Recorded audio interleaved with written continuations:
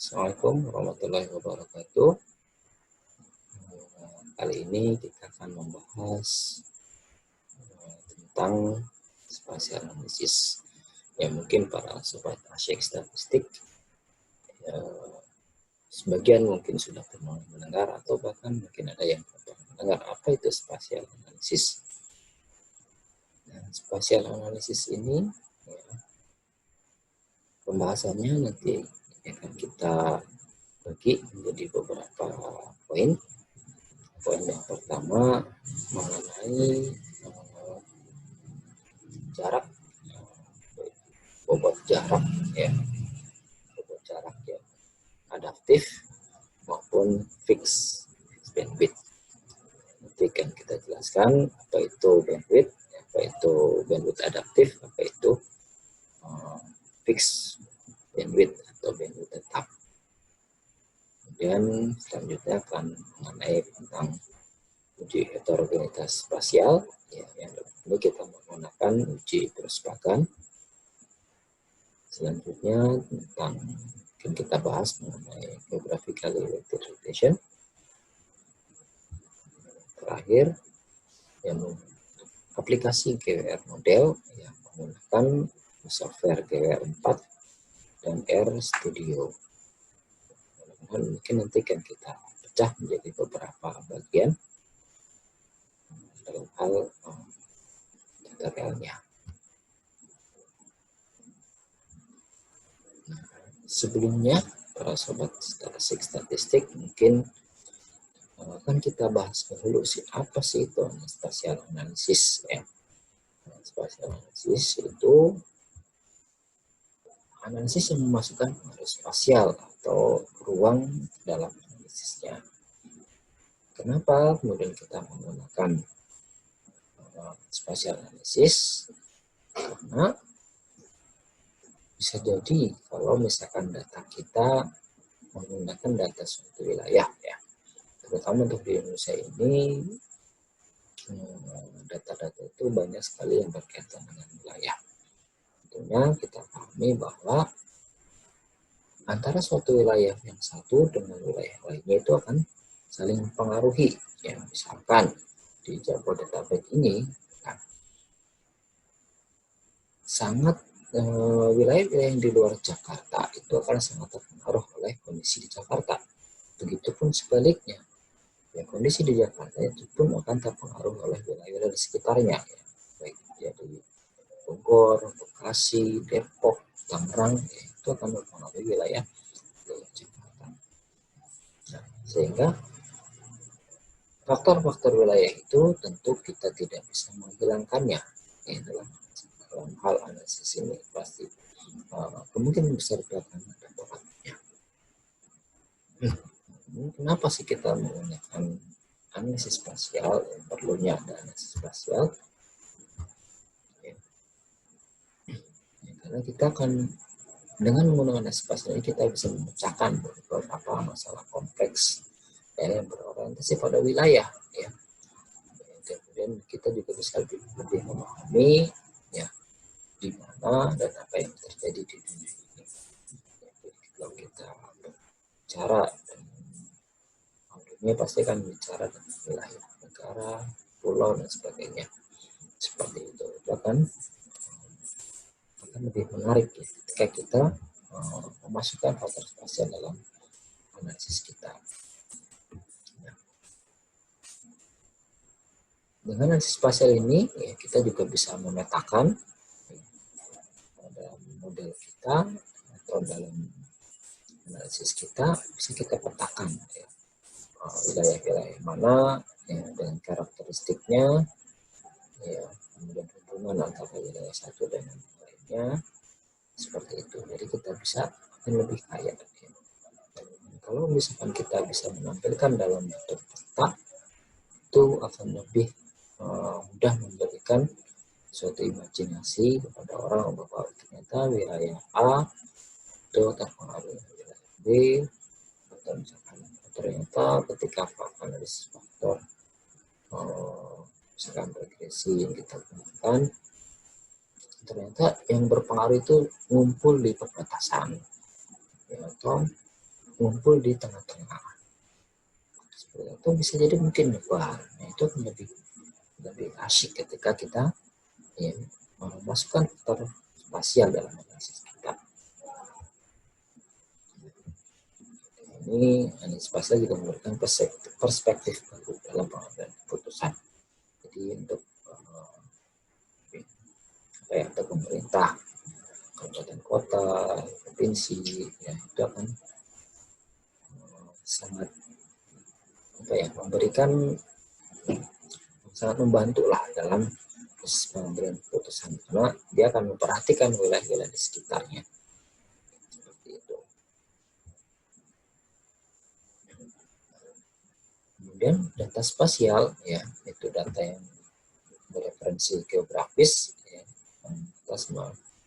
yang merepresentasikan objek di suatu wilayah di bumi. Itu kita bisa bedakan jadi dua, ya, yaitu yang berkaitan dengan informasi lokasi.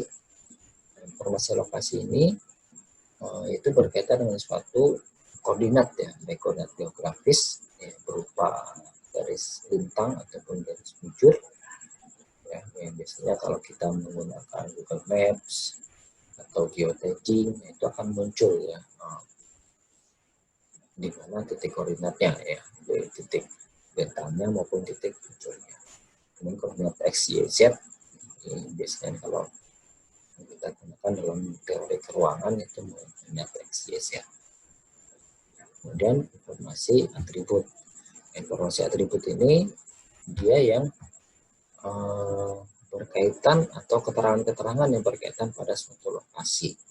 Misalkan jumlah penduduk yang suatu kota, kemudian bisa luas wilayah dari suatu kabupaten kota, bisa banyaknya tingkat kejahatan dalam suatu wilayah. Itu atribut informasi atribut yang berkaitan dengan wilayah. Nah, analisis spasial bisa kita gunakan, bisa dibagi dua menurut fungsinya. Ya, itu bisa. Yang pertama untuk fungsi peramalan, yang kedua untuk fungsi pemodelan. Nah, beberapa analisis yang bisa kita gunakan, ya, fungsi peramalan atau forecasting. Ya. Yang pertama ada GISTAR atau GISTAR 5. Nah, kemudian ada Spatial Arts atau GARS. Nah, ini kalau orang yang suka untuk melakukan peramalan atau forecasting, atau kalau bahasa ininya analisis deret waktu. Jadi analisis deret waktu yang di sana memasukkan faktor-faktor spasial. Kemudian untuk pemodelan, ya, jadi memodelkan, ya, suatu fenomena dalam model statistik. Nantinya akan bisa kita gunakan juga untuk ya, jadi modelnya itu akan seperti apa, sehingga bisa kita gunakan juga untuk pengambilan keputusan atau pengambilan suatu kebijakan dari suatu model itu sendiri. Untuk pemodelan itu yang pertama ada spatial autoregressive, kemudian ada spatial error model. Kalau spatial autoregressive itu dia pengaruh variabel X-nya yang ada faktor spasialnya.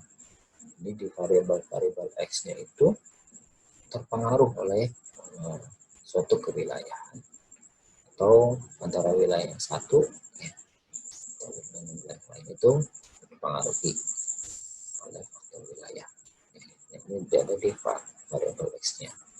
Kalau spatial error model, ya, errornya yang ada faktor atau terpengaruh oleh faktor spasial. Nah, kalau spatial Durbin model, baik variabel Y maupun variabel X-nya itu sama-sama terpengaruh oleh spasial. Ya.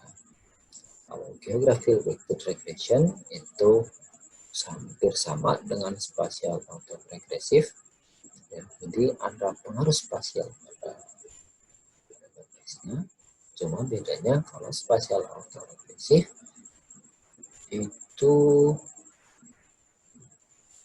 masing-masing wilayah itu pengaruhnya sama, atau kita bisa menyebutnya dengan homogenitas spasial.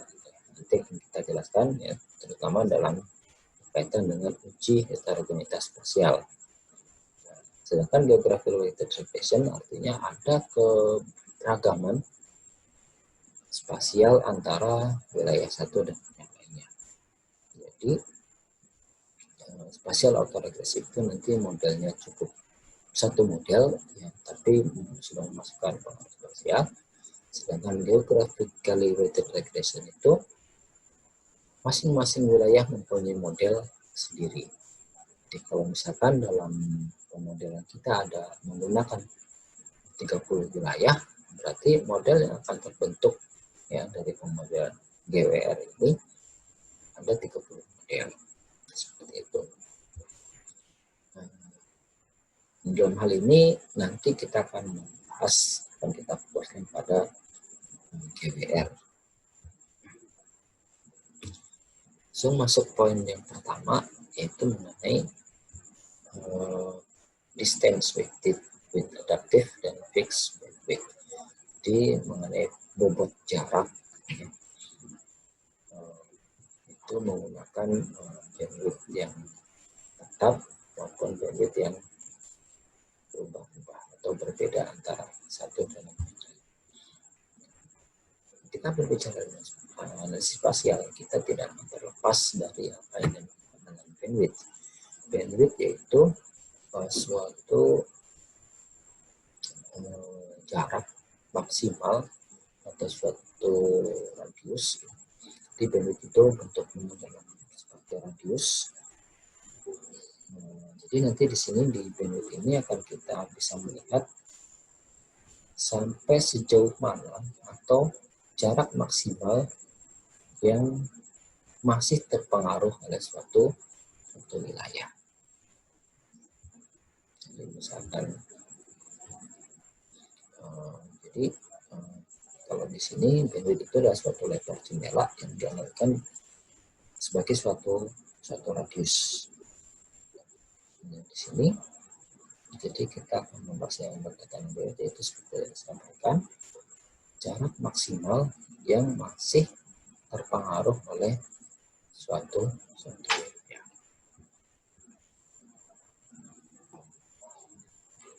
Seperti ini.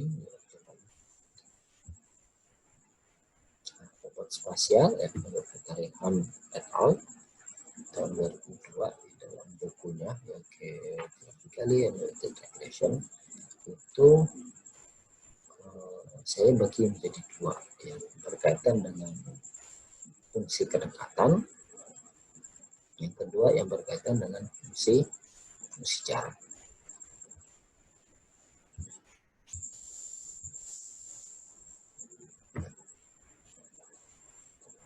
Bobot yang kita gunakan yang berkaitan dengan fungsi kedekatan ada dua, yaitu bobot seragam, yang kedua adalah bobot linear.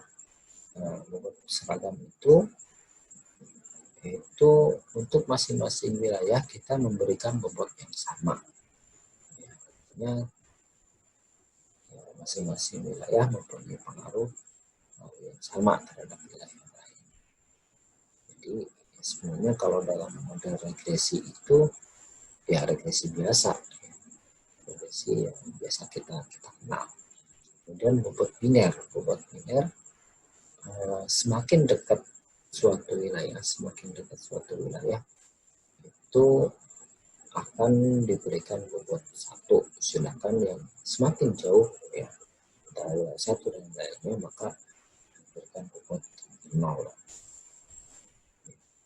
Dan yang kedua fungsi jarak.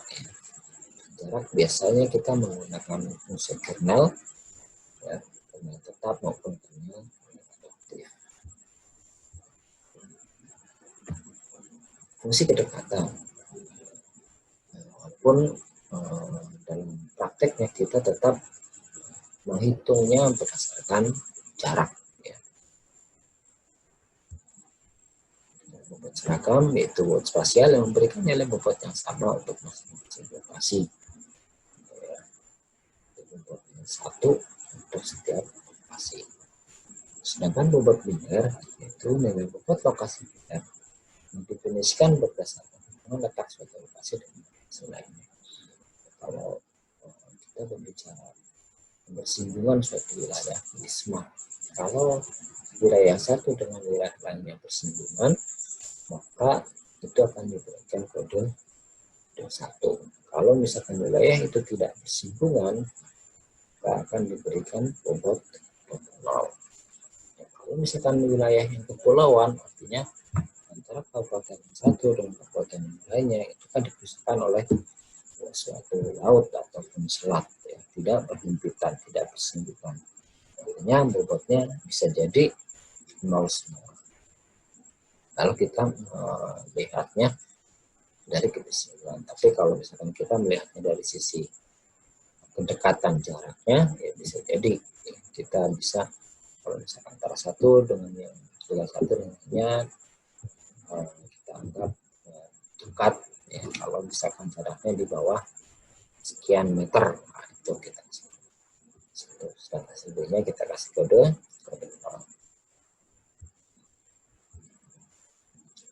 Nah, untuk fungsi jarak, nah jaraknya kita menggunakan penghitungan menggunakan fungsi jarak Euclid, ya, antara lokasi I, ya, dengan koordinat U dan V dengan lokasi C, ya, koordinat U dan V. Kita menggunakan fungsi jarak Euclid, bukan jarak tempuh, ya, antara wilayah satu dengan yang lainnya. Karena bisa jadi kalau kita menggunakan jarak tempuh kan bisa jadi kalau misalkan dibatasi oleh gunung itu kan akan memutar dulu, maka jaraknya akan lebih jauh. Tapi kalau kita menggunakan jarak Euclid, itu jarak ketika kita mengambil garis lurus antara suatu titik di kabupaten A dan kabupaten B, dan jarak jalur transportasinya.